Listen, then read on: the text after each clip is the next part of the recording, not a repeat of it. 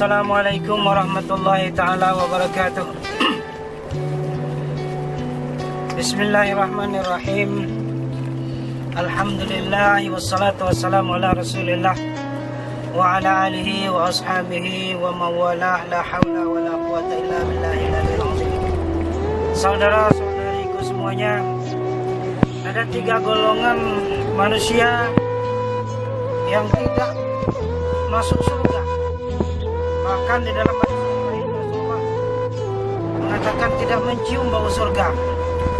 Kita tahu bahwa bau surga itu 500 tahun perjalanan sudah tercium, guys.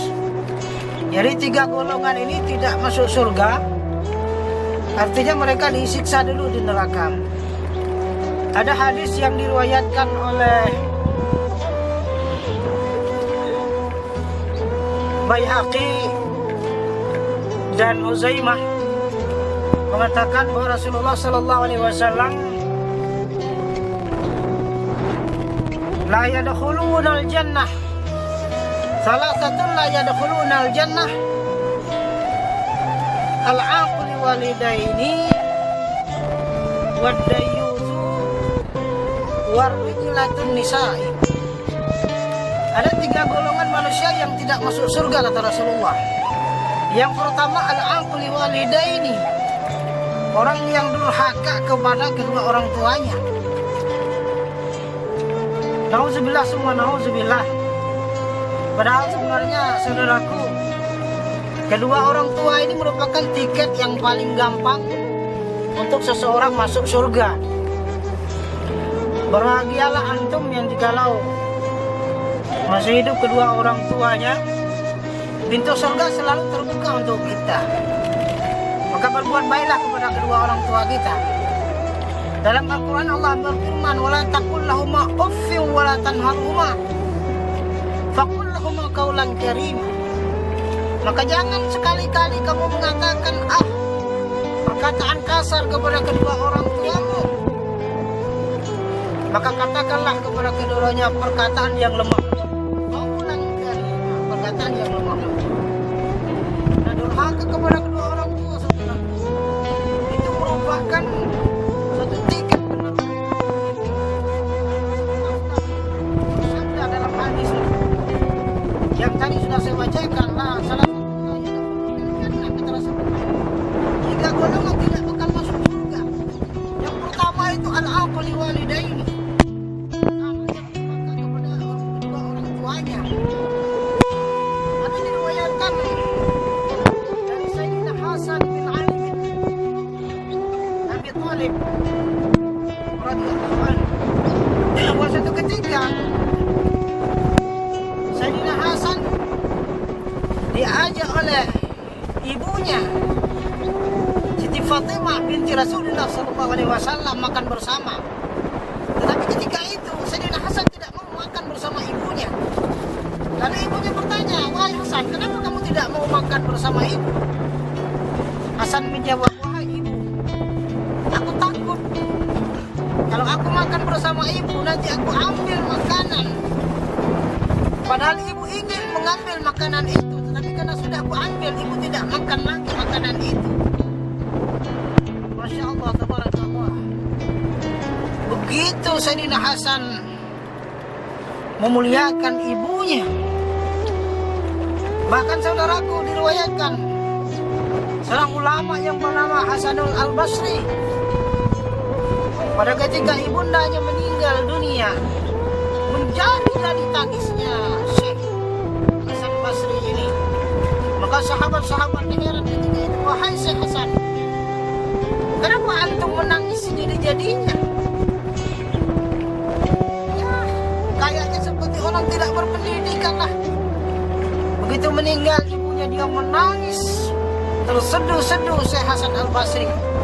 Maka ketika itu Syekh Hasan Basri menjawab, wahai sahabatku, aku menangis bukan karena kehilangan ibuku.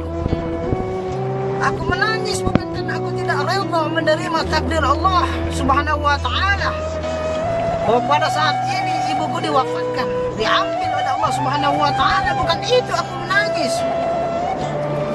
Tetapi aku menangis, kata Syekh Hasan Al-Basri. Kalau biasanya pintu surga terbuka untukku, tetapi pada hari ini satu pintu sudah tertutup, saudaraku, yaitu pintu berbuat kebaikan kepada ibu. Allah selalu membukakan pintu surga bagi anak yang berbakti kepada kedua orang tuanya. Maka jangan sekali-kali, saudara-saudariku, kita berbuat durhaka kepada kedua orang tua kita. Sekalipun dengan tidak melakukan menyakiti fisik, tetapi membuat hati iba seorang tua, kedua orang tua kita itu sudah merupakan perbuatan durhaka. Nauzubillah summa nauzubillah. Itu yang pertama, al-aquli walidaini, tidak bakal masuk surga kata Rasulullah. Yang kedua, wadayusu. Apa itu dayus? Sahabat-sahabat bertanya kepada Rasulullah. Rasulullah menerangkannya, maksudnya begini. Dayus itu seorang suami atau seorang bapak, orang tua, yang tidak peduli kepada istrinya dan anak perempuannya, yang berbuat maksiat dengan laki-laki lain. Kita tahu, saudara-saudariku, sekarang ini pergaulan bebas, laki-laki perempuan kadang-kadang menjalin hubungan di luar pernikahan. Nah, ini bagi seorang suami, kalau dia merelakan, tidak peduli, tidak punya kecemburuan terhadap istrinya, apalagi sudah sampai berbuat serong terhadap laki-laki lain, ini merupakan perbuatan dayus. Ini diancam, ini merupakan dosa besar, saudaraku, dayus ini. Begitu juga seorang bapak, seorang tua, yang apabila anak perempuannya berbuat maksiat, bahkan berhubungan dengan laki-laki di luar pernikahan, maaf ngomong saya, sudah sampai kepada perbuatan perzinahan, maka jalan yang terbaik adalah segera nikahkan anak perempuanmu itu. Dan jangan kau biarkan, karena itu termasuk perbuatan dayusmu. Apabila kita segerakan pernikahannya, paling tidak kita sudah memperkecil satu ruang lingkup untuk terjadi perzinahan kembali, saudaraku. Maka nauzubillah summa nauzubillah, perilaku dayus ini diancam oleh Allah Subhanahu wa taala, dan Rasul baginda Nabi Muhammad SAW telah bersabda tadi, salah satu la yadkhulunal jannah, salah satunya adalah dayus. Seorang suami yang tidak peduli istrinya berbuat maksiat dengan laki-laki yang lain. Orang tua yang tidak peduli atau tidak punya kecemburuan terhadap anak perempuannya yang berbuat maksiat dengan laki-laki yang bukan mahramnya. Apalagi saudara-saudariku sudah sampai kepada pergaulan bebas, segerakan nikahkan anakmu kalau antum tidak mau tergolong kepada perilaku dayus. Kemudian kata Rasulullah, yang ketiga, yang tidak masuk surga adalah ar-rajilatun nisa, laki-laki menyerupai perempuan. Seorang laki-laki yang berperilaku sebagai perilaku perempuan.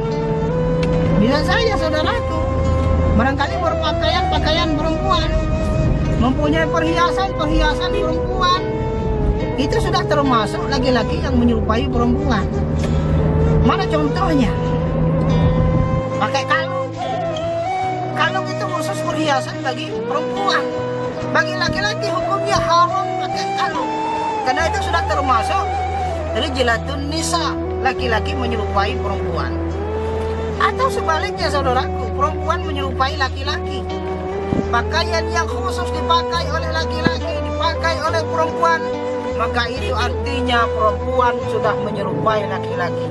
Ingat, saudaraku, diancam tidak bakal masuk surga kata Rasulullah seorang laki-laki menyerupai perempuan, atau sebaliknya perempuan menyerupai laki-laki. Maka untuk itu hindarkanlah perbuatan-perbuatan yang bakal membuat kita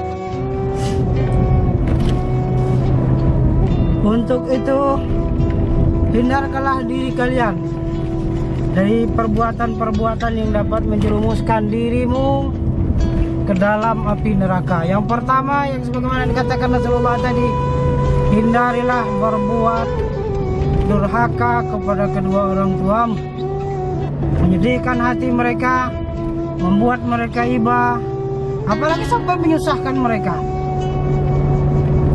Bayangkan dalam Al-Quran saja berkata saja sudah tergolong perbuatan durhaka kepada kedua orang tua.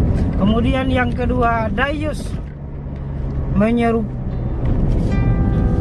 tidak mempunyai rasa kecemburuan terhadap istri atau anak perempuan yang berbuat maksiat.